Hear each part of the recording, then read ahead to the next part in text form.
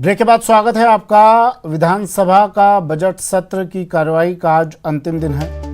मुख्यमंत्री निवास पर आज डिनर का भी आयोजन किया जाएगा। सभी मंत्री विधायकों को मुख्यमंत्री डिनर आज देंगे, डिनर पर बुलाएंगे, निमंत्रण दिया जाएगा डिनर का। पक्ष विपक्ष के सभी विधायक इस डिनर में शामिल होंगे।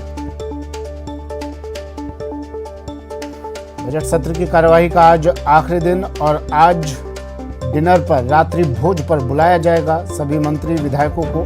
मुख्यमंत्री की तरफ से निमंत्रण दिया जाएगा। पक्ष विपक्ष ये सभी विधायक इस रात्रि भोज में, इस डिनर में शामिल होंगे। करने का काम या दोषी साबित करने का काम कानून करेगा। आपके कहने से कोई दोषी और आपके नहीं कहने से कोई निर्दोष नहीं हो जाता।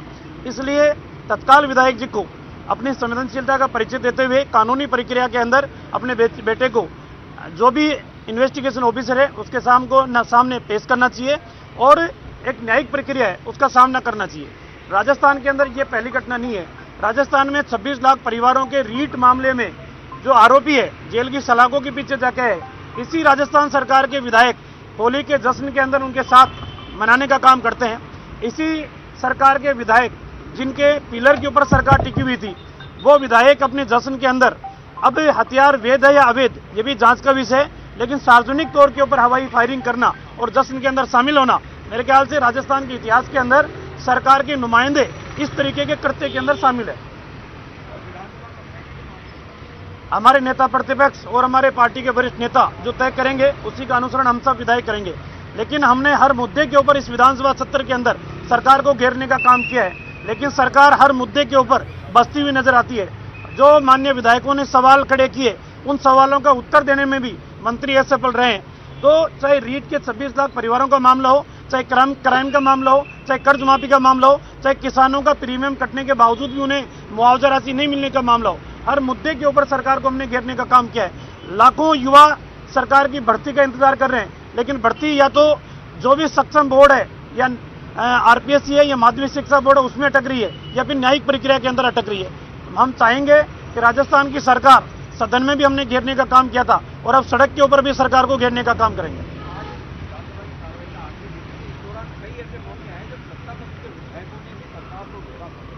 देखिए, एक सांगों से आने वाले इन्हीं की पार्टी के विधायक हैं, वो पूरे सत्र के अंदर अनुपस्थित रहे। इन्हीं की पार्टी के विधायक हैं जिन्होंने संकल्प लिया है कि सरकार अगर घोषणा जिला बनाने की नहीं करेगी तो मैं नंगे पांव रहूंगा। इन्हीं के विधायकों ने ये कहा है कि 3.25 साल के अंदर 2.5 पैसे का काम नहीं हुआ। इन्हीं के विधायकों ने सरकार के ऊपर कई संगीन आरोप भी लगाने का काम किया। भ्रष्टाचार के आखंड में डूबी हुई सरकार है, तो इनके खुद के विधायक ही सरकार के ऊपर गंभीर आरोप लगा रहे हैं। हम तो प्रतिपक्ष के विधायक हैं, हम तो सरकार को सच्चाई से अवगत कराना चाहते हैं, सही दिशा के अंदर सरकार काम करे। अगर नहीं करना चाहती है तो आने वाले समय के अंदर जनमत के माध्यम से सरकार का फैसला कर देंगे। ठीक सर। देखिए, सभी माननीय सदस्य जिनका 2019, 2020 और 2021 में सर्वश्रेष्ठ विधायकों को भी सम्मानित किया गया है। ज़्यादातर विधायकों की सीटिंग रहती है, उसको भी ध्यान में रखा गया है। कौन अपने विशेष सब्जेक्ट को रखते हैं, अनुशासन में रहते हैं, उनको भी ध्यान में रखा गया है। और एक स्वच्छ परंपरा रही है राजस्थान की। जिस प्रकार अभी एक कार्यशाला हुई थी, जगदीप धनखड़ जी आए थे पश्चिम बंगाल के माननीय गवर्नर साहब, और उन्होंने जिस प्रकार पश्चिम बंगाल की दशा बताई थी कि सीएम और गवर्नर में किस प्रकार की जो बात चलती है, वैसा राजस्थान में नहीं है। राजस्थान में हम लोग सब एक साथ बैठ के बात करते हैं और एक स्वच्छ परंपरा के तहत आज शाम को सीएम साहब ने रात्रि भोज में भी बुलाया सभी माननीय सदस्यों को, सहपरिवार। तो एक अच्छी परंपरा बनी रहनी चाहिए। देखिए, पहला जब तीसरा बजट आया था तो प्रतिपक्ष लोगों ने कहा था कि ऐसा लग रहा है जैसे कोई चुनाव आ गए, चुनावी बजट है। वो बजट भी 85% उसके ऊपर घोषणाएं होगी कामयाब। और अभी जो बजट दिया गया है, मुख्यमंत्री जी ने 15 दिन ही नहीं हुए हैं उसके अंदर ही बजट को लेकर क्रियान्वित के लिए प्रयास कर दिए हैं। ब्यूरोक्रेसी पूरी तरह लगी हुई है और सीएम साहब स्वयं मॉनिटरिंग कर रहे हैं और जो बजट घोषणा है वो शीघ्र ही क्रियान्वित हो जाएगी और धरातल के ऊपर आएगी। आप मुझे ये बताइए, पंजाब में जो इन्होंने एजेंडा बनाया उसमें नकल किसकी की? गहलोत सरकार की। हमारे यहाँ पे तो राजस्थान वो स्टेट है जो पूरी दुनिया में आइडियल स्टेट है। लोग यहाँ स्टडी करने आते हैं। यहाँ दवाई फ्री है, जांच फ्री है, इलाज फ्री है और यहाँ की जो स्वास्थ्य व्यवस्था है, तो पहला मॉडल स्टेट राजस्थान बना। यहाँ 50 यूनिट तक बिजली फ्री है, अब हमने बिजली फ्री कर दी। 80 लाख परिवारों को यहाँ बुजुर्ग, विकलांग, विधवा पेंशन मिलती है। तो ये जो पार्टियां नई नई आ रही है, ये तो हमारी नकल करके पंजाब में सत्ता में आई है। तो जो हमारी नकल करके सत्ता में आए हो वो लोग कहीं भी राजस्थान में कांग्रेस बीजेपी की टक्कर में नहीं है। अभी इनको काम करना है, शुरुआत करनी है, सबको अपना हक है इनको काम करने का। राजस्थान में कांग्रेस पार्टी पेट्रोल, डीजल और गैस सिलेंडर की महंगाई के विरोध में मैदान में उतरी हुई है। आप खुद जानते हैं जयपुर में कल 250 वार्डों में प्रधानमंत्री मोदी जी का पुतला जलाया तो लोग गाड़ी, मोटरसाइकिल और कार छोड़कर भागकर आकर नारे लगा रहे थे उनके खिलाफ। इतना रिएक्शन है। आम जनता ये मानती है कि 4 राज्यों के चुनाव के पहले प्रधानमंत्री की और बीजेपी की भाषा अलग थी। तब उन्होंने गैस सिलेंडर पर 150 रुपए कम किए, पेट्रोल डीजल पर पैसे कम किए। जैसे ही चुनाव खत्म हुए तो इन्होंने पेट्रोल डीजल पर आज वापस पैसे बढ़ गए, 4.5 रुपए बढ़ा दिए पिछले 6 दिन में। गैस सिलेंडर पर 50 रुपए बढ़ा दिए। जयपुर में 250 वार्डों में प्रधानमंत्री का पुतला जलता है, बीजेपी वालों की मिर्चें लगती है। ये तो शुरुआत है। आर पार की लड़ाई लड़ेंगे महंगाई के मुद्दे पर, चाहे बीजेपी कुछ भी कर ले। बीजेपी का झूठ, फरेब और धोखा बार बार नहीं चलेगा। जनता ने बार बार। ब्रेक के बाद स्वागत है आपका। बढ़ते हैं अगली खबर की ओर। खबर कोटा से है। कोटा में एक बार फिर 3 तलाक का मामला सामने आया है। रामगंज मंडी निवासी सिमरन को उसके शौहर ने घर आकर 3 बार तलाक कहा और चलता बना। सिमरन की शादी 2 साल पहले एमपी के आगर में नाजिम खान से हुई थी। सिमरन का एक लड़का भी है। सिमरन पिछले कुछ महीनों से अपने पीहर रामगंज मंडी में ही रह रही थी। सिमरन के मुताबिक आज उसका पति नाजिम खान और सास उससे मिलने आए और घर बनाने के लिए 3 लाख रुपए की डिमांड करने लगे। लेकिन जब पैसे की डिमांड पूरी नहीं हुई तो 3 बार तलाक कहा और चलते बने। अब पीड़िता और उसके परिजनों ने रामगंज मंडी थाने में मामला दर्ज करवाया है। फिलहाल पुलिस इस पूरे मामले में कार्रवाई कर रही है। विगत 5-7 महीने से वो अपने मायके, अपने पिता के पास में थी। आज प्रातः उसका पति आया और 3 लाख रुपए की डिमांड करी और डिमांड के साथ में जो है नहीं देने पर उसको, सिमरन को, उसका पति 3 बार तलाक करके चला गया। सिमरन ने रिपोर्ट पेश की है कि मेरे पति ने मेरे से 3 लाख रुपए मांगे, नहीं देने पर मेरे को 3 तलाक दे दिया और मेरा स्त्री धन भी हड़प लिया। इस पर जो है 498A, 406 IPC और धारा 3/4 विवाह संरक्षण अधिनियम 2019 के तहत प्रकरण पंजीबद्ध किया। अनुसंधान जारी है। मेरा शादी हुई 8 महीने मुझे मेरे घर पे हो गए और अभी तक मेरे पति ने मेरे से कोई संपर्क नहीं करा और मेरे से आज मतलब मेरे पापा से और अम्मी से कह रहा है कि मुझे 3 लाख रुपए चाहिए घर बनाने के लिए और मेरे पापा अम्मी से वो नहीं दिल पाए तो कह रहा है तू भी तेरे पापा अम्मी के घर पे रहे। नगर में नामदेव समाज के चुनाव के दौरान जमकर हंगामा हुआ है। समाज के 2 गुटों में मारपीट हो गई। इस दौरान बैलेट पेपर जला दिया गया। जानकारी के अनुसार नामदेव समाज की एक संस्था का 4 पदों का चुनाव चल रहा था। इस दौरान एक प्रत्याशी के समर्थकों ने दूसरे प्रत्याशियों के समर्थकों के साथ मारपीट की। इस घटना के बाद लोग बड़ी संख्या में महावीर नगर थाने पहुंचे और मामला दर्ज कराया।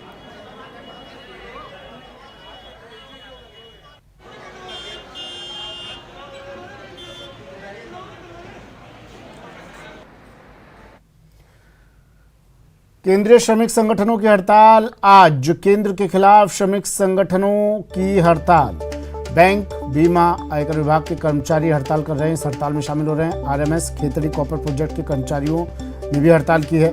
निजी औद्योगिक क्षेत्र कंपनियों के कर्मचारी भी आज हड़ताल पर हैं। परिवहन, बिजली समेत अन्य विभागों के कर्मचारी भी आज हड़ताल पर। केंद्र की निजीकरण और श्रमिक विरोधी नीतियों के खिलाफ ये लोग विरोध कर रहे हैं।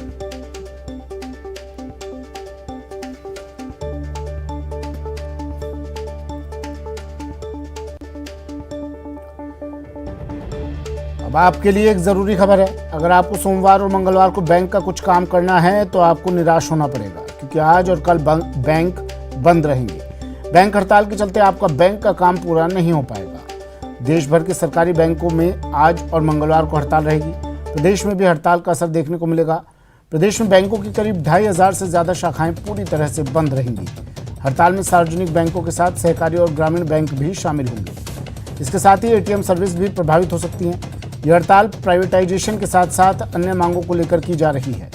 हालांकि प्रदेश में SBI और बैंक ऑफ बड़ौदा हड़ताल में पूरी तरह से शामिल नहीं होंगे। ऐसे में इन बैंकों की शाखाओं में हड़ताल का आंशिक असर देखने को मिलेगा।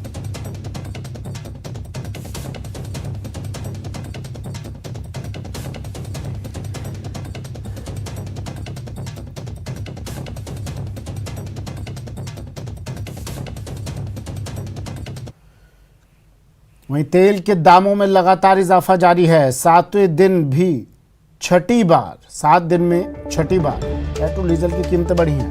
पेट्रोल आज 30 पैसे और डीजल 35 पैसे प्रति लीटर महंगा हुआ है।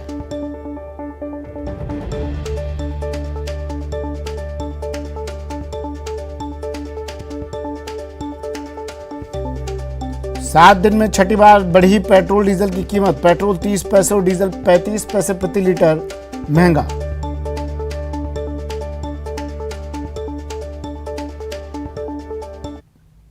पेट्रोल डीजल की दरों में बढ़ोतरी के साथ साथ गर्मी की मार का असर हरी सब्जियों पर हुआ है। हाल यह है कि कई हरी सब्जियों ने शतक लगा दिया है। सब्जियों के दाम में अचानक बढ़ोतरी से मिडिल क्लास के रसोई पर सीधा असर पड़ा है। हाल यह है कि बाजार में नींबू की कीमत 50 रुपये प्रति किलो से उछलकर 200 रुपये प्रति किलो तक पहुंच गई है। मिर्ची के स्वाद में भले ही तीखापन न आ रहा हो, लेकिन सूरज की तपिश बढ़ने के साथ ही मिर्ची की कीमतें बेहद तीखी लगने लगी हैं। मिर्ची का भाव बाजार में 80 रुपये प्रति किलो से लेकर 100 रुपये प्रति किलो तक पहुंच गया है। टिंडे के दाम 80 रुपये से 100 रुपये प्रति किलो, भिंडी की कीमत 80 से 100 रुपये प्रति किलो, आलू 15 से 20 रुपये प्रति किलो, प्याज 30 से 35 रुपये प्रति किलो, टमाटर 25 से 40 रुपये प्रति किलो, बैंगन 40 से 50 रुपये प्रति किलो, तुरई 80 से 100 रुपये प्रति किलो, गोभी की कीमत भी 50 से 70 रुपये प्रति किलो चल रही है।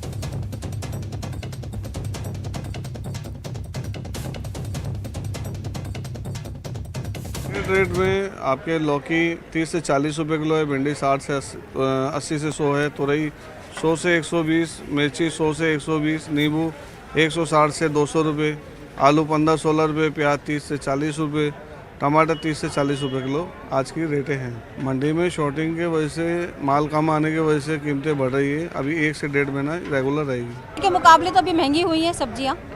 भिंडी है 120 मिलती है, हरी मिर्ची 160 मिल रही है, बैगन है 60 से 80 के भाव मिलता है घर पे। नींबू 200 रुपये किलो है, भिंडी 60 रुपये, वो भी अच्छी नहीं है, मिर्ची 80 रुपये किलो है, हर एक चीज़ महंगा हो रहा है। नींबू है 200 रुपये किलो है लगभग, और भिंडी 80 रुपये किलो है, मतलब कि काफ़ी। सरहदी बाड़मेर जिले में लोक कला, संस्कृति, इतिहास, पर्यटन एवं हस्तशिल्प को बढ़ावा देने के उद्देश्य से थार महोत्सव के दौरान शहर में शोभा यात्रा निकाली। जिला कलेक्टर लोकबंधु ने शोभा यात्रा को हरी झंडी दिखाकर रवाना किया।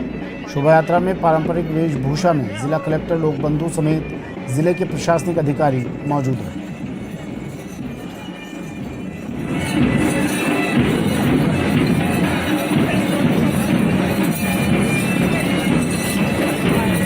ये तो कर लो, महाराज कर लो, कर लो, कर लो, कर लो। थार महोत्सव का आज चौथा दिन है और आज विधिवत शोभा यात्रा है बाड़मेर शहर के अंदर। आप देख सकते हैं किस तरीके से हाथी के साथ, ऊंटों के साथ और पारंपरिक वेशभूषाओं के साथ में यहाँ पर हजारों लोग बाड़मेर शहर के अंदर शोभा यात्रा निकाल रहे हैं। हमारे साथ में है बाड़मेर के जिला कलेक्टर, उनसे बात करते हैं कितनी मेहनत लगी है और क्या संदेश है पूरे देश के लिए। बाड़मेर के थार महोत्सव से हमारा संदेश यही है कि जो यहाँ बाड़मेर के, मारवाड़ के जो यंग जनरेशन है उसको पता चले कि क्या यहाँ की संस्कृति है, क्या यहाँ का खान पान, क्या यहाँ की वेशभूषा है। इसके साथ साथ हम इंटरनेशनल टूरिस्ट और इंडियन टूरिस्ट को भी यहाँ पे बुलाना चाहते हैं। यहाँ की संस्कृति, यहाँ की वेशभूषा, यहाँ के जो लोग गायक हैं उसको सुने। इसी के लिए ये भव्य शोभा यात्रा आज इसी क्रम में थार महोत्सव में निकाली जा रही है। लगातार कार्यक्रम हो रहे हैं, पूरी टीम ने और पूरे बाड़मेर जिले में जो लोगों ने उत्साह दिखाया है उससे इसको एक भव्य रूप मिल पाया। बाड़मेर की जनता को लगातार हमने मीडिया के माध्यम से भी, सोशल मीडिया के माध्यम से भी, जनप्रतिनिधि और आप लोगों के माध्यम से भी लोग इसमें ऑलरेडी जुड़ चुके हैं। पीले चावल बांट के भी लोगों को यहाँ पे इन्वाइट किया गया था। लोगों में अपने आप में उत्साह है, लोग खुद ही निकल के घरों से आ रहे हैं। तो मुझे नहीं लगता कि इसमें अब और लोगों को बुलाने की जरूरत है, बट ऑलरेडी जो मैसेज है वो लोगों तक जा चुका है। और लोग क्योंकि इसको अपना ही महोत्सव मानते हैं, अपना ही घर का प्रोग्राम मानते हैं, तो लोग खुद से इसमें जुड़ रहे हैं। बिल्कुल अच्छा है। लोक संस्कृति को बढ़ावा देने के लिए हमारे सारे जिला स्तरीय अधिकारी है, पारंपरिक वेशभूषाओं में यहाँ पर इसमें शिरकत कर रहे हैं और लोगों का जबरदस्त उत्साह है और करीब 2-2.5 हज़ार लोग शोभा यात्रा में शामिल हुए हैं और बहुत अच्छा प्रोग्राम करने जा रहे हैं। तो सबसे पहला लोगों को जुड़ाव महसूस होता है, यहाँ आने के लगता है हम सब एक ही हिस्सा है। और जैसा आप उत्साह देख रहे हो सारे लोगों का, और जिला प्रशासन का, पुलिस प्रशासन का उद्देश्य है कि बाड़मेर में जो लोक कला है उसको आम जनता को और लोगों तक ले जाए। और यहाँ का आप देखते हैं एप्लिक वर्क और चौटन का वर्क, यहाँ के मखमिले दौरे, चौटन के दौरे आपने कल देखे होंगे, उनको विश्व विख्यात रूप से जिस प्रकार से सम फेमस है, बाड़मेर में भी इस चीज़ को लाया जाए टूरिज्म में। कैमरामैन मनमोहन के साथ प्रेमनंद देथा, न्यूज 18 बाड़मेर। बाड़मेर जिले से करीब 1300 किलोमीटर दूर कश्मीर से आई कलियों ने थार महोत्सव में अपने रफ नृत्य से सबका मन मोह लिया। इतना ही नहीं, करीब 800 किलोमीटर दूर हरियाणा से आए दल ने भी लठमार होली की शानदार प्रस्तुतियों से रेतीले धोरों में समा बांधा। इसके साथ ही गैर नृत्य सांस्कृतिक संध्या में अलग अलग कलाकारों ने रेतीले धोरों पर अपनी कला का जमकर प्रदर्शन किया।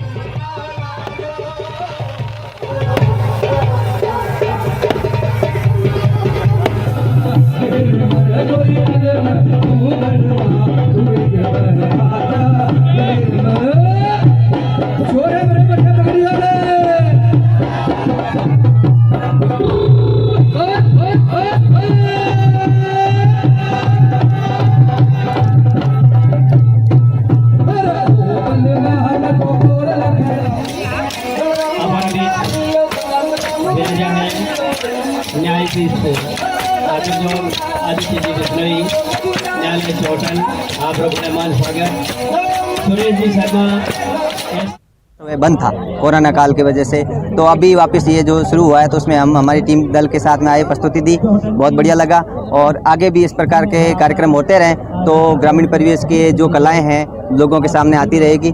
शानदार प्रस्तुतियाँ दे रहे हैं और बाहर से कलाकार आए, बहुत अच्छा कार्यक्रम है और शानदार प्रस्तुतियाँ दे रहे हैं सब। अपने अपने बच्चों के भी कलाएं दिखाई जा रही है और भी लोगों की भावनाओं के साथ वो कलाएं दिखाई जा रही है। जितनी भी पब्लिक का हुजूम उमड़ रहा है और जो कलाकारों के अंदर एक नई रोशनी दिख रही है, ये साबित करता है कि 10 साल के बाद में धोरों की धरती के अंदर थार महोत्सव हो रहा है। साथ थार महोत्सव के अंदर जो हमारे यहाँ की संस्कृति, हमारे यहाँ की कला, हमारे यहाँ के लोगों की वेशभूषा और हमारे यहाँ की सद्भावना, ईमानदारी और जो सदैव प्रेम की और मर्यादा की भावना प्रकट करने के लिए शानदार प्रोग्राम है।